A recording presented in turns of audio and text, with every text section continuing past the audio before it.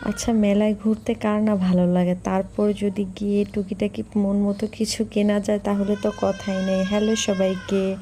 এদিকে আমার মেয়ে খুব চিল্লাচ্ছে আর সকালে উঠে নাস্তা করে নিয়েছিলাম।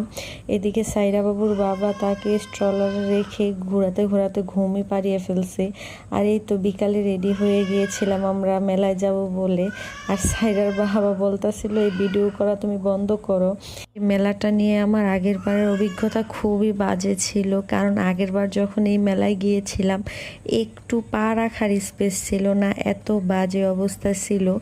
আমরা গিয়ে কোথাও একটু ঘুরতে পারি নাই, কোনো কিছু দেখতেও পারি নাই, জাস্ট রেস্টুরেন্টে বসে হালকা পাতলা খাবার খেয়ে চলে আসা লাগছে। আর এইবার যে গিয়েছে এবার অনেকক্ষণ আমরা প্রায় 2-3 ঘন্টা ঘুরে ঘুরে সব কিছু দেখছি আর খুব ভালো লাগছে। এই মাটির ব্যাংকগুলা এত সুন্দর, কি আর বলবো, আমি কোনটা নিয়েছি অবশ্যই দেখাবো আপনাদের।